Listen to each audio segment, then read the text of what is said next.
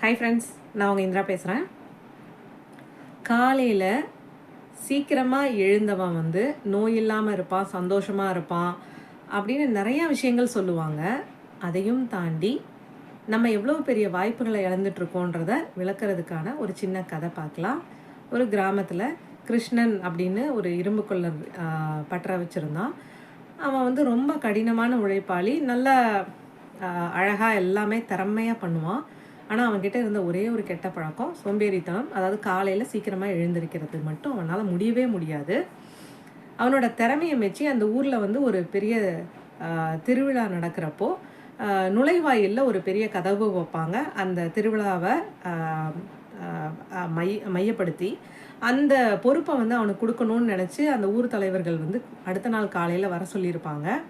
ஆனால் இவன் தூங்கிட்டு ஆஸ் யூஷுவல் அதை விட்டுடுவான், அந்த வாய்ப்பை விட்டுடுவான்.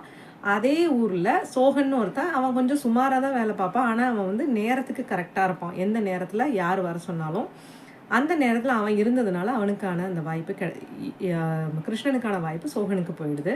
இதை நினச்சி இவன் ரொம்ப வருத்தப்பட்டு அழுதுட்டுருக்கப்போ அவங்க தாத்தா வந்து சொல்கிறாரு, இதே மாதிரி எங்கள் ஊரில் 2 விவசாயி இருந்தாங்க. அதில் விவசாயி நம்பர் 1 வந்து எப்பயுமே காலையில் சூரியன் வந்து எழறப்போ அவனும் எழுந்து எல்லா வேலையும் பார்த்து விவசாயம் எல்லாம் கரெக்டாக செஞ்சதுனால மத்தியானம் சாப்பாட்டுக்கு அப்புறம் அவனுக்கு கொஞ்சம் டைம் கிடைக்கும், ரெஸ்ட் எடுப்பான், ஃபேமிலியை பார்ப்பான். அவன் நல்ல உடம்பை பார்த்து ஆரோக்கியமாக இருந்தான். அவனோட பயிரில் வந்து நல்ல சத்துள்ள நெல்லாவே எல்லாமே வந்தது. அதே இது விவசாயி நம்பர் 2 இதே மாதிரி சோம்பேறித்தனமாக இருந்து 11 மணிக்கு மேலே வந்து அவன் விவசாயம் பார்த்து முடித்து கடைசியில் அவன் அறுவடை பண்ணி பார்க்குறப்போ அந்த பயிரில் வந்து சத்தான நெல் எதுவுமே இல்லை, சோகையாக தான் இருந்தது.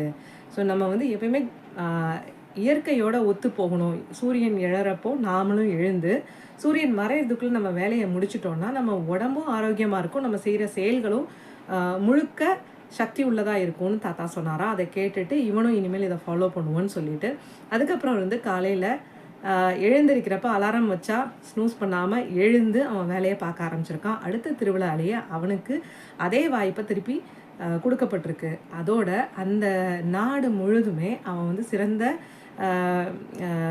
பட்டறை வச்சுருக்கான் அப்படின்ற அளவுக்கு பேர் வாங்கி ரொம்ப பெரிய நல்ல இடத்துக்கு வந்து அவன் வந்திருக்கான் சீக்கிரமாகவே. இதுக்கு முக்கிய காரணம் என்ன அப்படின்னா காலையில் எழுந்து அவனோட வேலையை சரிவர பார்த்தது. ஸோ நாம் இதில் புரிஞ்சிக்க வேண்டியது என்னென்னா, பிரம்ம முகூர்த்தத்தில் என்னென்ன நடக்கும் நிறையா விஷயங்கள் நிறையா பதிவில் நிறைய பேர் சொல்கிறாங்க. ஆனால் உங்களோட வாய்ப்புகள் அதில் தான் இருக்குது, உங்களோட சக்தி எனர்ஜி அதில் தான் இருக்குது. அதை நீங்கள் அதிகப்படுத்தணுன்னா காலையில் சீக்கிரமாக எழுந்து உங்கள் வேலைகளை பிளான் பண்ண ஆரம்பிங்க. தேங்க்யூ.